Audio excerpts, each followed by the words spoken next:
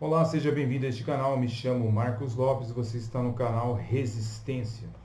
Gostaria de inicialmente ler dois versículos da palavra de Deus, a santa e gloriosa, irrefutável e inerrante palavra de Deus.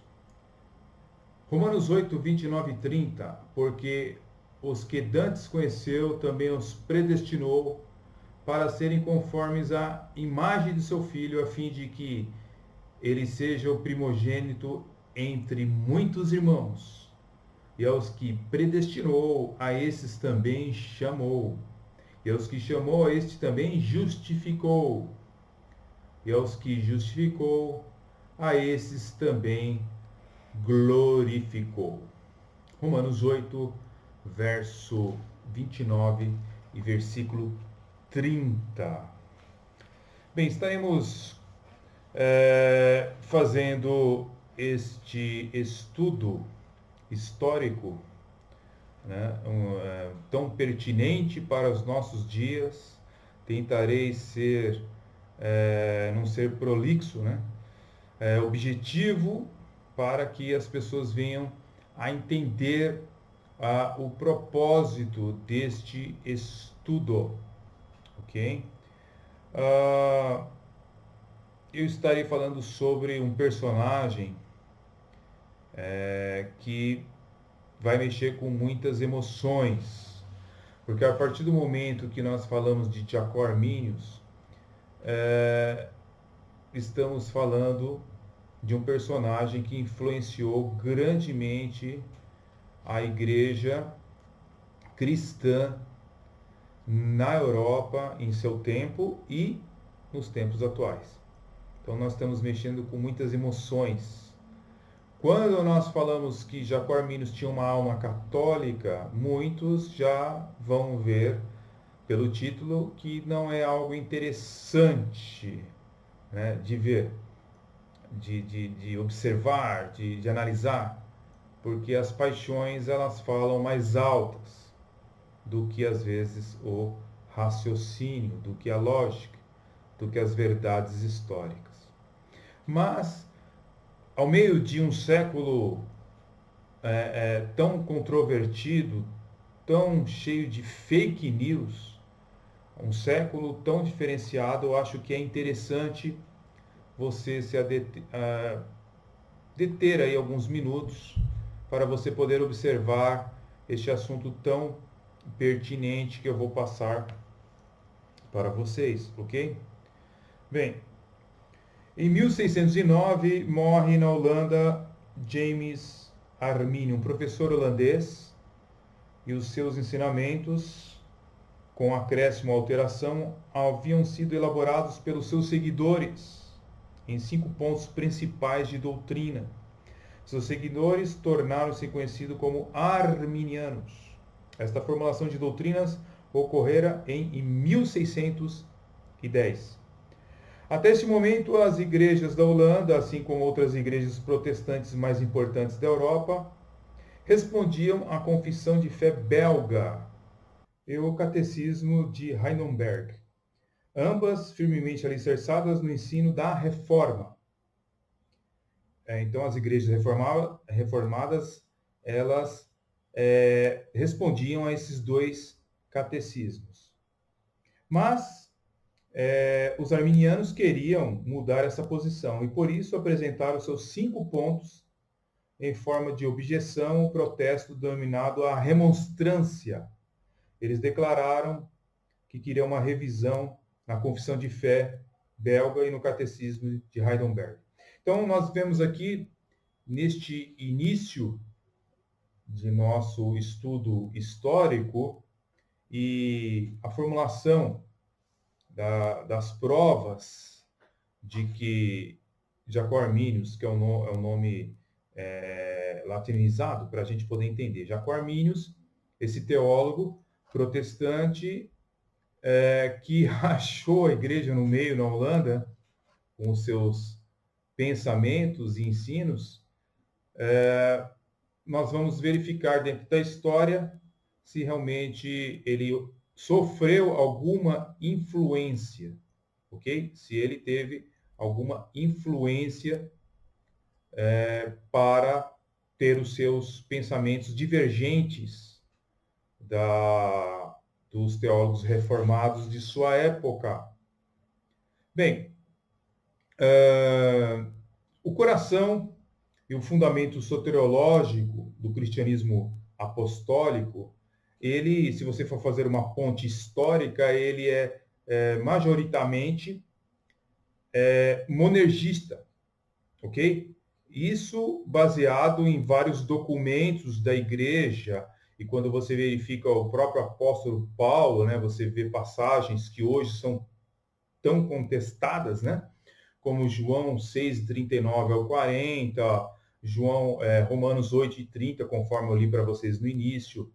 Né? Então, variadas passagens do Novo Testamento são reinterpretadas à luz do arminianismo e também à luz do liberalismo teológico. Ok? Bem, os chavões da Reforma, sola gratia, sola Deo gloria, solo Christios, né? Não deixaram nenhuma dúvida de que a mentalidade soteriológica dos reformadores colocava todo o processo soteriológico vindo da consumação da vontade soberana do próprio Deus.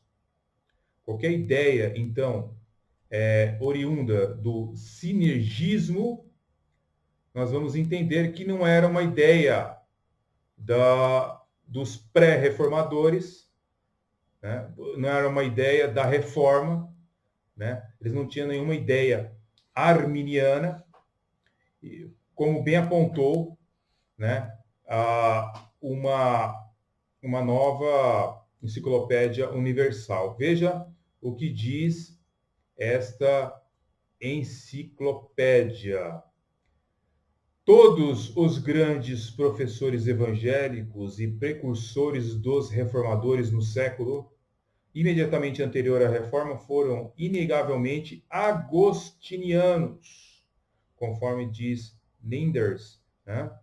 E também isto é mais evidente para Wycliffe, né, em 1384, Jerônimo de Praga, John Huss, 1415, John Ondoc, né? Você tem ali em 1475. Você tem John de Visaya, Jerônimo de Savonarola, que era um dominicano, né, em 1498, John Uzel, em 1499, todos monergistas, tá? John Uzel é conhecido como o Luzeiro do Mundo, e o seu discípulo, o grande grego John Heugeman. Por sua vez, o professor de Melanchthon e Staps, vigário-geral dos agostinianos e professor espiritual de Lutero. Todos os grandes reformadores nacionais, inclusive Zwinglio na Suíça, Lutero na Alemanha, Calvino na França, e Greiner na Inglaterra e Knox na Escócia, embora cada movimento fosse auto-originário, diferente dos outros em muitas características permanentes, eram estritamente calvinistas, conforme a página 732 do inglês. Então, nós verificamos que, quando nós recorremos à história da igreja, evidente que nos primeiros séculos havia controvérsias concernente este assunto soteriológico, até porque havia outros confrontos para serem tratados, né, como a divindade de Jesus Cristo, a personalidade do Espírito Santo, fora as perseguições de Roma sobre os cristãos. Então não havia tempo para trabalhar essa ideia da soteriologia. Então, nós vemos ali com Agostinho, né, de Hipona, trabalhando, então, essa ideia aí da soteriologia, trazendo uma luz, né, no seu debate que ele teve com o herege Pelágio. Já, então, o arminianismo, que é oriundo do pensamento de Jacó Arminius, é entendido historicamente como uma influência de heréticos sobre o pensamento dele. Como é que você pode afirmar isso?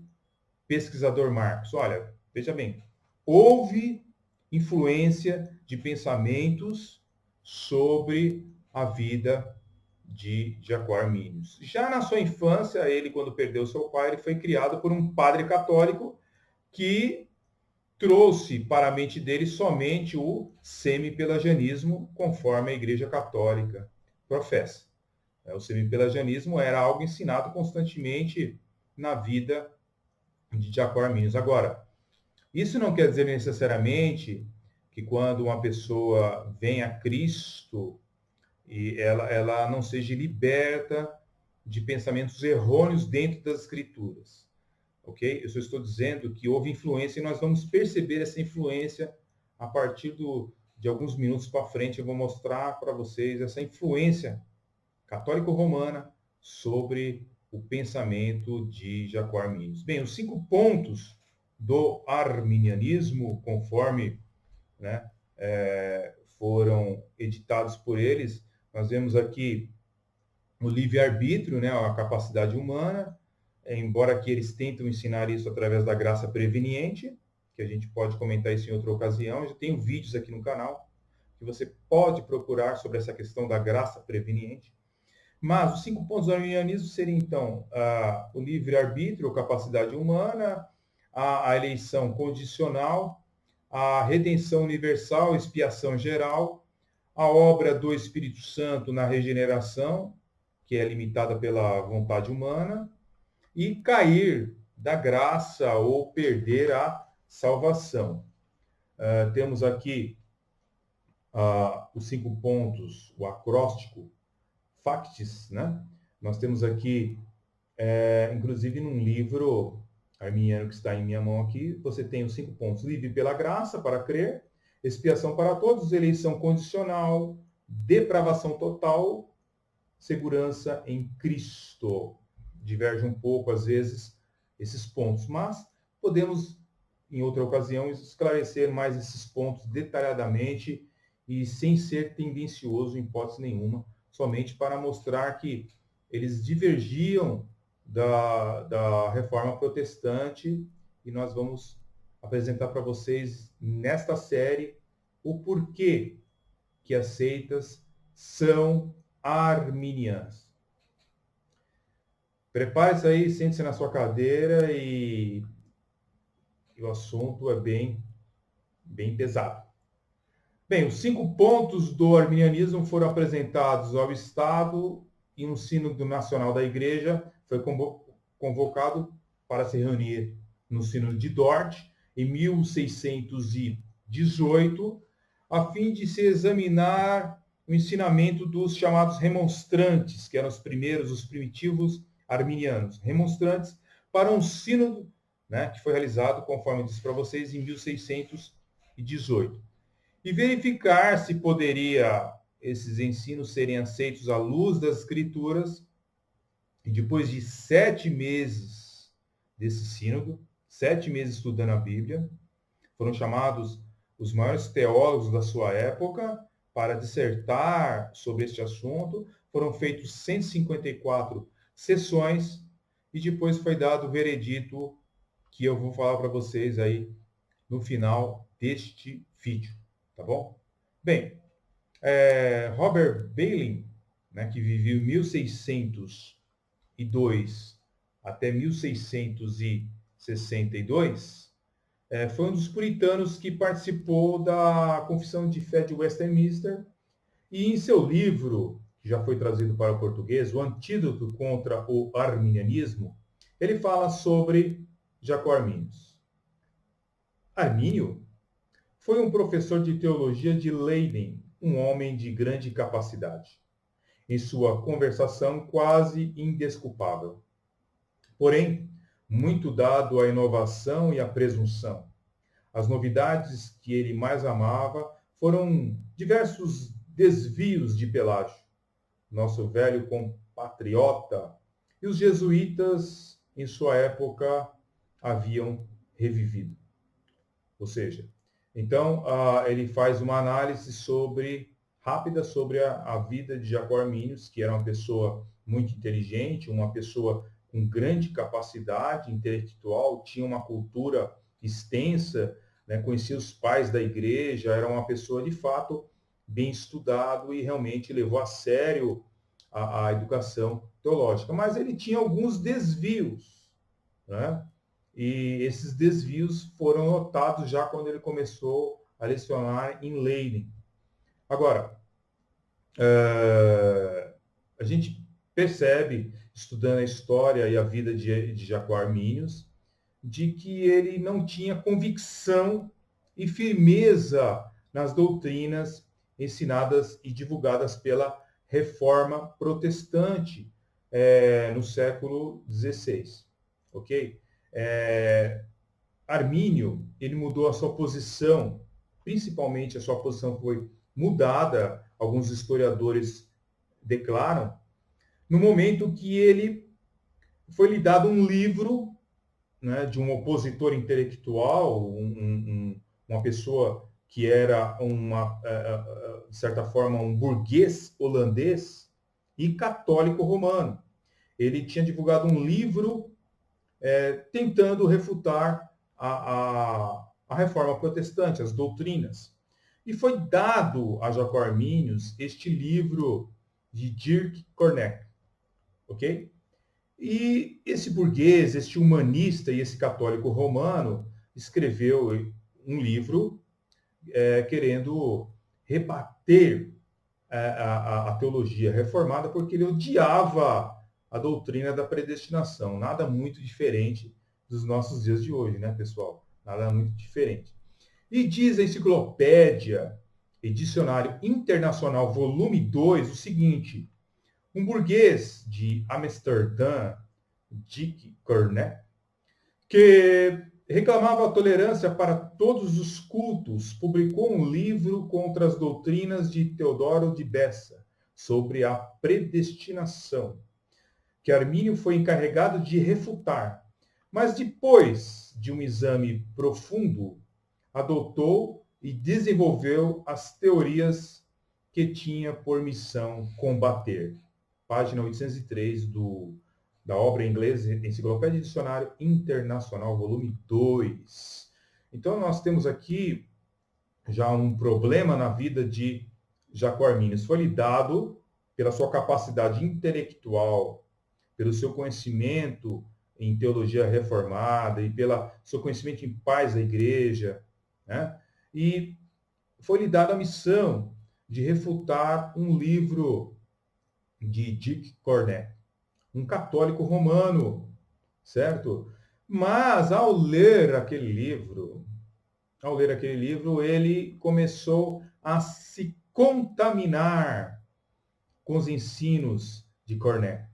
Ou seja, da mesma forma como outros já tinham escrito obras contra a reforma protestante, as doutrinas da reforma protestante, e foram contaminados, né, pelos ensinamentos humanistas, vemos agora, da mesma forma, acontecendo com Jacó Arminius, que não conseguiu refutar os argumentos deste burguês holandês. Ok? Então, nós vemos que já começa a dificuldade de Jacó Arminius não conseguir refutar argumentações de um católico apostólico romano. Ok? Já mostra sua fraqueza, né, em alguns pontos dentro da teologia reformada. Então, diz o Manual da História da Literatura Holandesa, né, que Cornec ele compreendia a vida e as suas virtudes sob a orientação da razão. Assim como, enfaticamente, ele rejeitava o pecado original, ele negava a incapacidade do homem para o bem e a sua inclinação para o mal, como o Catecismo de Heidelberg ensinava. Página 100 do Manual da História da Literatura Holandesa. Então, nós vemos aí que esse católico romano, certo? Ele era humanista, ele apelava para a razão. Este é o motivo de hoje nós temos tanto canais anti-reforma, né? antimonergistas. Apelam para a razão, muitas vezes. A razão. Não pode, Deus não pode ser assim na Bíblia, conforme eles ensinam. Então, da mesma forma, este católico romano, Corné, né, ele negava também doutrinas fundamentais que foram enquadradas através de catecismos, tirados, logicamente, da Bíblia Sagrada, para que a igreja tivesse uma unidade. Então, nós vemos aqui que Dirk Corné, ele negava, rejeitava o pecado original, né? Não que Armínio negasse o pecado original, mas ele negava, sim, este católico romano, a incapacidade do homem para o bem. Ele achava que o homem tinha inclinação para o bem, certo? Então, ele negava só a inclinação para o mal, que o homem fosse totalmente mal, a depravação total, por exemplo. Então, nós vemos aí já algumas doutrinas, né, heréticas sendo ensinadas por este católico romano, que começaram a influenciar, de certa forma, a mentalidade de Jacó Arminius, mostrando sua fragilidade na teologia reformada. Mesmo eminentes líderes arminianos, tá, como, por exemplo, o reverendo Stephen Tonks, né, ministro metodista e autor de um livro em inglês, uma biografia em inglês, chamado John Wesley, uma biografia, ele declara algo interessante. O calvinismo na Holanda sofreu uma deserção mais eminente na pessoa do pastor e professor Jacó Arminius. Ele fora contratado em 1589 para refutar, conforme eu dizia para vocês, aquele católico, né, Dirk Corné, um humanista católico que atacou a doutrina bíblica da predestinação como repulsiva, injusta e antibíblica. Quanto mais Armínio estudava a questão, mais adiava a publicação da sua resposta, porque ele se convencia cada vez mais pela literatura de Corné, que já havia tido um efeito semelhante em dois pastores monergistas anteriores com o mesmo cargo de Jacó Arminius. Então, nós percebemos, através desta literatura, uma breve história do cristianismo, página 173, que este homem, Dirk Corné, este católico romano, já tinha influenciado dois pastores monergistas através da sua obra, ok? E influenciou também Jacó Arminius foi levantado várias dúvidas na sua mente e no seu coração, ok? Não sabemos o motivo pelo qual ele não buscou ajuda com outro erudito para poder trabalharem junto e assim refutar aquela obra católica romana. Mas não foi isso que aconteceu. Então, além da influência do catolicismo romano sobre o pensamento de Armínio, teve também a teologia herética de Fausto Socino, que viveu de 1539 até 1604. Este Fausto Socino, ele era líder anabatista antitrinitariano, ou seja, ele não acreditava na doutrina bíblica da Trindade, conforme revela o reverendo William Myron, que viveu de 1860 até 1954. Esse ministro anglicano afirma o seguinte, que a influência do socialismo foi quase que inteiramente desintegrada, mas provavelmente teve alguma influência sobre a teologia arminiana, conforme está escrito no livro em inglês, Protestantismo, página 64. Então, nós vemos aqui este autor informando, né, de que houve uma influência também de Fausto Socino sobre a teologia de Jacó Arminius. Fausto Socino, em seu catecismo jacobiano, que foi feito em 1605, afirma que o conceito reformado, que desde toda a eternidade Deus elegeu e designou para a salvação certos indivíduos em particular e condenou todos os demais, não porque previu, mas porque era sua vontade, é totalmente falso.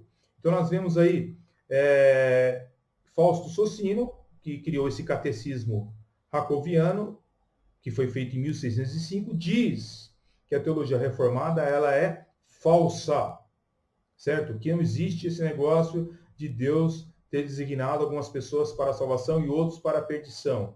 Ele diz isso no seu livro sobre o ofício profético de Cristo.